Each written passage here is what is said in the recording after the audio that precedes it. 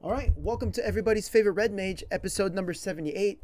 I'm Nofing Wei, aka Spencer, and this is a 5-minute breakdown of a Red Magic the Gathering card, the properties, missed opportunities, and honestly what I think. You can find me on twitch.tv/NofingWei for a $0 free experience on MTG Arena. Let's get it done together.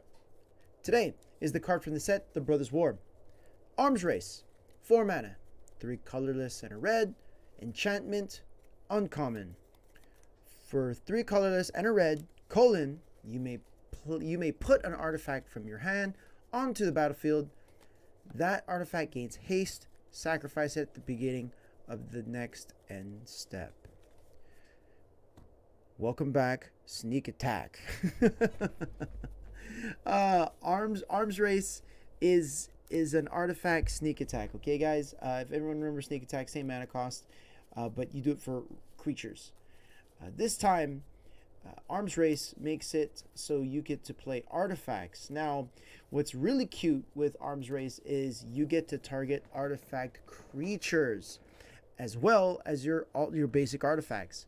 Now, what makes this card super fun is that it does exactly what Sneak Attack does, right? So let's talk about it in the Sneak Attack ways with the creatures.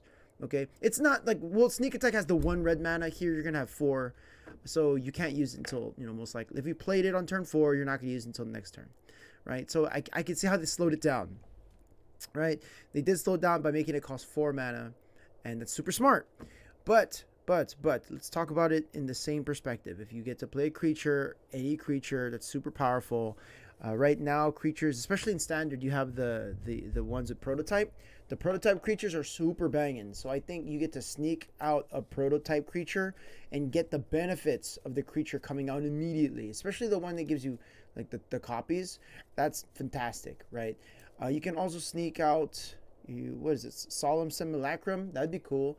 Creatures that have a come into play ability, creatures that have a leave the play ability, amazing, right? Creatures that come into play and have counters, and you get to move the counters around like modular, right? That'd be really cool, especially in an artifact idea kind of decks that require you to move your, like, you have modular moving around or counters that move around.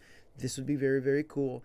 And you also have just regular artifacts that can just come in. You get to tap them because they're given haste. Seems really cool. Okay, I think that is really awesome. Now back to the creatures. Just like Sneak Attack, you get to play the creatures in someone else's turn. You get to play it in another as an instant speed. So as someone attacks you, you get to sneak out a creature during combat and block, which is ridiculously powerful. And I feel like that idea in itself is pretty busted. This card seems really good and should be at the top of everybody's list, but I know because of its hefty, expensive 4 mana payout, and you have to play 4 mana to pull something out, it does hinder, the card becoming competitive, right? Because this is another example of classic cards that come into play and don't change the game state, right? And because they don't change the game state, you're tapping out on turn 4 to play this card and essentially do nothing, right?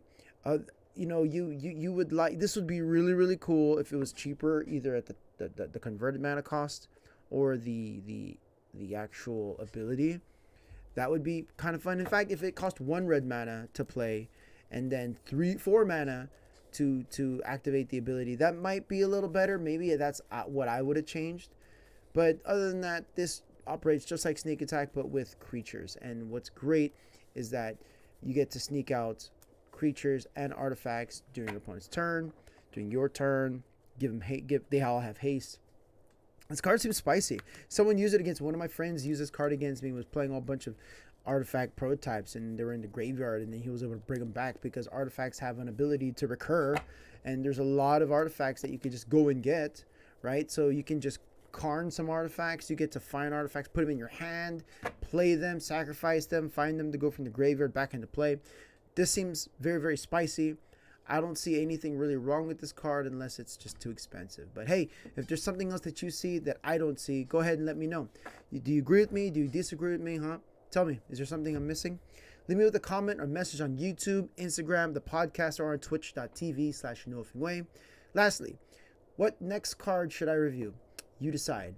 Episode number 78 in the books. Later.